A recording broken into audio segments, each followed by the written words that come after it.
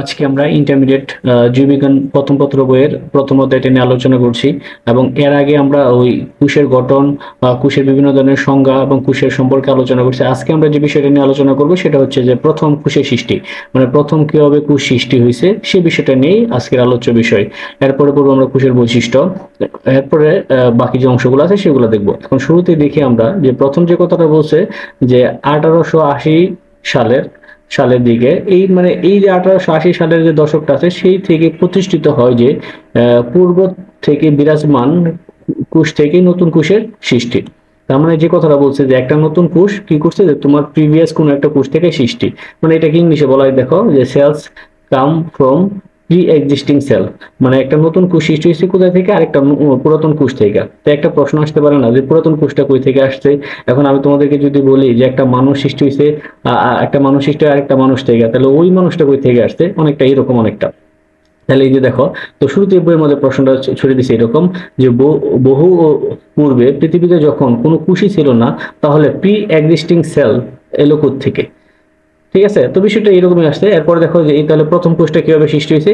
তো এই বিষয়গুলো নিয়ে আলোচনা করতে গিয়া প্রথমে যে বিষয়গুলো আমাদের আসতেছে সেটা হচ্ছে কি বিজ্ঞানী আলেকজান্ডার অপারিন এবং কি আছে জে বি এস হালডাইন 1900 সালে 20 সালে তারা কয়েকটা কথা বলছিল যে আদিকালে বায়ুমণ্ডলে কি ছিল, মিথেন, অ্যামোনিয়া, হাইড্রোজেন, পানি ছিল, কিন্তু মুক্ত অক্সিজেন ছিল না। এসব গ্যাসগুলো পরস্পরের সংস্পর্শের ফলে নতুন জৈব অণু সৃষ্টি হয়। এটা নতুন কথা আছে, জৈব অণু। ঠিক আছে, তো জৈব অণু সৃষ্টি হয়। তো প্রথম যে কথাটা বলছে যে আদিকালে যখন আমাদের পৃথিবী সৃষ্টি হয়েছিল তখন ওই বায়ুমণ্ডলের মধ্যে মিথেন, অ্যামোনিয়া, হাইড্রোজেন এবং পানি এসব গ্যাস ছিল, কিন্তু মুক্ত অক্সিজেন ছিল না। এই গ্যাসগুলো পরস্পরের মধ্যে সংঘর্ষের ফলে কি হয়, জৈব অণু সৃষ্টি হয়। জৈব অণু বলতে আমাদের শর্করা, প্রোটিন, বিভিন্ন ধরনের যে এগুলো আছে সেই অণুগুলোকে বোঝানো হয়। এরপরে দেখো আরেকটা বিজ্ঞানী আরেকটা মতবাদ দিছে, সেটা হচ্ছে কি স্ট্যানলি মিলার এবং কি বলছে হারোল্ড কি ইউরে কত সালে 1953 সালে সে কি কাজটা করছে, গবেষণাগারে উপরুক্ত গ্যাসসমূহ, উপরুক্ত গ্যাস মানে কোন গ্যাসগুলা, এই যে আমার মিথেন, অ্যামোনিয়া, হাইড্রোজেন, পানি, এই গ্যাসগুলাকে কি করছিল সে একত্রে করে ইলেকট্রিক প্রবাহ প্রদান করেন, যার ফলে কি হয়, অ্যামোনিয়া সৃষ্টি হয়। কথাটা ক্লিয়ার হয়েছে? তাহলে এই যে উপরে আমাদের কি ছিল, মিথেন, অ্যামোনিয়া, এই গ্যাসগুলোকে আমরা কি করছি, সে কি করছে যে একত্রে করে ইলেকট্রিক প্রবাহ সৃষ্টি প্রদান করেন এবং যার ফলে অ্যামোনিয়া সৃষ্টি হয়। এখন দেখো এরপর বলতেছে যে অনেকেই মনে করেন আদি জীব সম্ভবত সরল আরএনএ ছিল, যা থেকে পরে প্রোটিন তৈরি হয়েছিল। আর এই ধারণাকে আরএনএ ওয়ার্ল্ড হাইপোথিসিস নামে পরিচিত। মানে আদি জীব অনেকেই মনে করে, মানে আদি যে জীবগুলো ছিল, আদি জীব সম্ভবত সরল আরএনএ ছিল। এটা বাস্তব, কারণ আরএনএ থেকে কি পরবর্তীতে কি প্রোটিন তৈরি করা যায়, মানে আরএনএ থেকে প্রোটিন তৈরি হয়, আমরা পরবর্তী অধ্যায়গুলোতে দেখব। আর এই যে ধারণাটা আছে, এই ধারণাটা কি বলা হয়, আরএনএ ওয়ার্ল্ড হাইপোথিসিস। আচ্ছা, এরপরে তাহলে আমরা এই যে বিষয়গুলো বললাম, এই বিষয়টার যদি আমরা সামারাইজ করি তাহলে আমাদের কি দাঁড়ায়, সামারাইজ করলে প্রথম বিষয়টা হচ্ছে কি যে দেখো প্রথম কোষ অবশ্যই জড় উপাদান থেকে সৃষ্টি হয়েছিল। অবশ্যই। তো প্রথম যে কোষগুলা সৃষ্টি হয়েছিল আমরা আগে দেখছি যে আমরা কোষগুলাকে যদি বিশ্লেষণ করি তাহলে একটা পর্যায়ে গেলে কি আমরা জড় উপাদানই পাই। যেমন ধরো এই যে এখানে যে কথাগুলো বলছি যে অ্যামোনিয়া ইত্যাদি কি কি আছে, মিথেন, অ্যামোনিয়া, হাইড্রোজেন, এইগুলা গ্যাস মিলে কি হয়, কোষের সৃষ্টি হয়। তাহলে আমরা কি বলতে পারতেছি যে কি প্রথম কোষগুলা অবশ্যই জড় উপাদান থেকে সৃষ্টি হয়েছিল। এরপরে দেখো যে লাইটেনিং এর ফলে বায়ুমণ্ডলে বিরাজমান মিথেন, অ্যামোনিয়া, পানি এবং হাইড্রোজেন থেকে অ্যামোনিয়া সৃষ্টি হয়। লাইটেনিং মানে কি, বজ্রপাতের ফলে এই যে বায়ুমণ্ডলের মধ্যে আমাদের যে গ্যাসগুলো ছিল ওই সময়, যেমন আছে মিথেন, অ্যামোনিয়া, পানি, হাইড্রোজেন, এগুলো থেকে কি হয়, অ্যামোনিয়া সৃষ্টি হয়।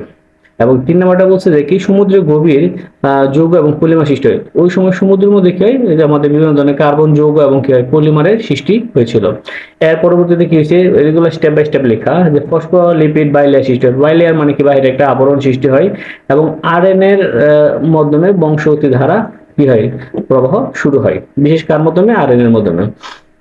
আদি কোষের ডিএনএ পরবর্তী কোষঝিল্লি দ্বারা পরিবেষ্টিত হয়ে প্রকৃত নিউক্লিয়াসে পরিণত হয়।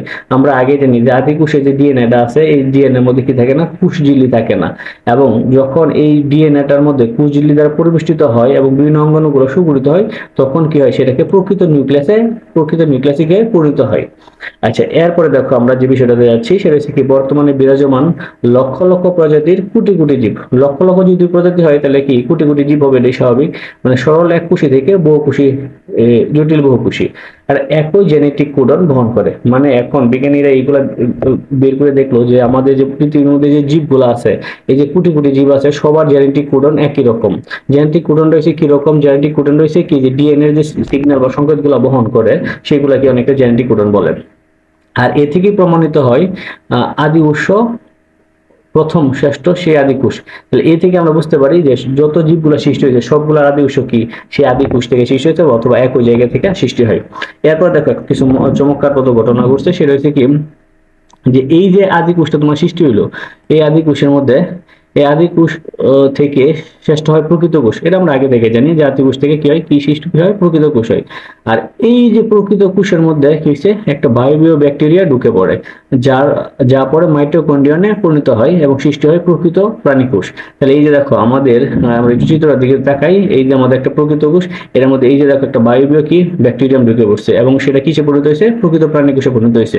তাহলে আমরা কি পেলাম যে আমাদের প্রকৃত কোষের মধ্যে একটা বায়বীয় ব্যাকটেরিয়া ঢুকে পড়ছে, ঢুকে পড়ার পরে এই ব্যাকটেরিয়াটা কিসে রূপান্তর হয়েছে, মাইটোকন্ড্রিয়ানে রূপান্তর হয়েছে এবং এইভাবে কি সৃষ্টি হয়েছে, প্রকৃত কোষের সৃষ্টি হয়।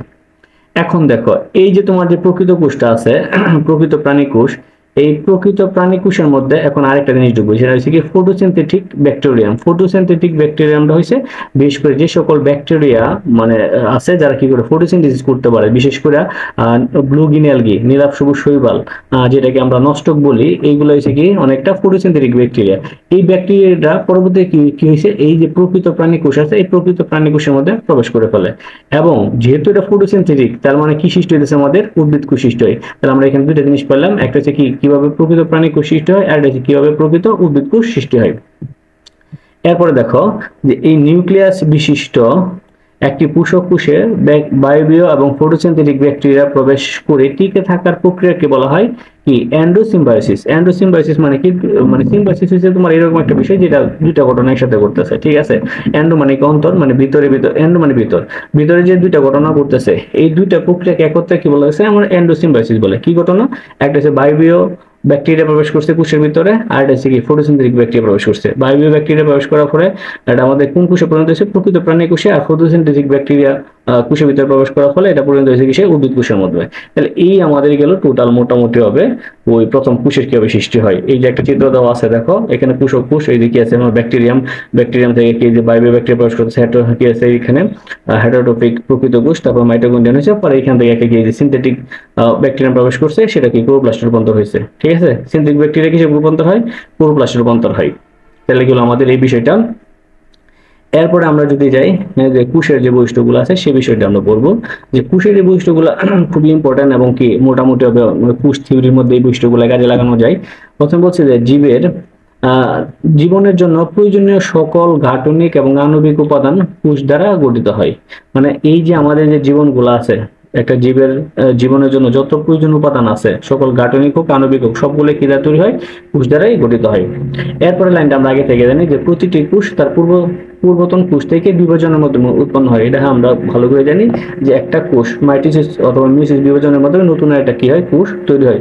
তার মানে কি কোন কোষ থেকে, পূর্ববর্তী কোষ থেকে। এরপর একটা বলছে কোষে শক্তি উৎপাদনকারী ব্যবস্থা আছে, উৎপাদিত শক্তি এটিপি হিসাবে সঞ্চিত থাকে যা বিভিন্ন ধরনের জৈবিক কাজে প্রয়োজন হয়। তাহলে শক্তি উৎপাদনকারী ব্যবস্থা আমরা আগে জানি যে কোষবিদ্যার মধ্যে আমাদের কি আছে, বিশেষ করে মাইটোকন্ড্রিয়া আছে বা মাইটোকন্ড্রিয়া আছে, যেটা কি করে শক্তি উৎপাদন করে, আর এই শক্তিটা এটিপি হিসাবে কি করে সঞ্চিত থাকে, যা বিভিন্ন সময় পরবর্তী কাজে কি বিভিন্ন কাজে লাগে, জৈবিক প্রয়োজনে। জৈবিক প্রয়োজন বলতে এখানে শ্বসন হতে পারে, তারপরে কি আছে আমাদের শ্বসন, ও তারপরে বিভিন্ন ধরনের কাজে লাগে, দৌড়াদৌড়ি করতেছে আমরা, এইগুলা বিভিন্ন অঙ্গ প্রত্যঙ্গ সঞ্চালনের জন্য কাজে প্রয়োজন হয়। এরপর 4 নম্বরটা বলছে যে বহুকোষী জীবের দৈহিক বৃদ্ধি কোষ বিভাজনের মাধ্যমে ঘটে থাকে। বহুকোষী জীব যারা আছে মানে তাদের দৈহিক বৃদ্ধিটা কোষ বিভাজনের মাধ্যমে ঘটবে, ঠিক আছে। এবং এই কোষ বিভাজনের নাম কি, মাইটোসিস কোষ বিভাজন। আচ্ছা, এরপরে বলছে যে সকল বংশগত বৈশিষ্ট্যের সংকেত মানে জেনেটিক ইনফরমেশন, মানে বংশগত যে বৈশিষ্ট্যগুলো আছে সেই সবগুলা কোষের মধ্যে সঞ্চিত থাকে। কোষে কিসের মাধ্যমে, কোষের মধ্যে যে নিউক্লিয়াস আছে, নিউক্লিয়াসের ভিতরে যে ক্রোমোজোমের ভিতরে যে ডিএনএ আছে সেটার মাধ্যমে কি সঞ্চিত থাকে এবং একটা কোষ থেকে আরেকটা কোষে এভাবে কি সিগন্যালগুলো ট্রান্সফার হয়। তার মানে কি আমরা বুঝতে পারলাম যে জেনেটিক ইনফরমেশন যেগুলো আছে সবগুলো কি কোষের মধ্যে সঞ্চিত থাকে। এভাবে একটা কোষ থেকে যখন আরেকটা নতুন কোষ সৃষ্টি হয় সেই সংকেতগুলো কি হয় মানে স্থানান্তর হয়। এরপর 6 নম্বরটা বলছে যে প্রতিটি কোষ সম্পূর্ণ জীবদেহ গঠনে সক্ষম, মানে প্রত্যেকটা কোষই কি করে সম্পূর্ণ জীবদেহ গঠনে সক্ষম, মানে সেই সম্পূর্ণ নতুন করে আরেকটা কি করতে পারবে, জীবদেহ গঠন করতে পারবে, আর সেটাকে কি বলা হয়, টোটিপটেন্ট বলা হয়। ঠিক আছে, এটা খুব ইম্পর্টেন্ট একটা ওয়ার্ড। অধিকাংশ অপত্য কোষ সৃষ্টিতে সক্ষম।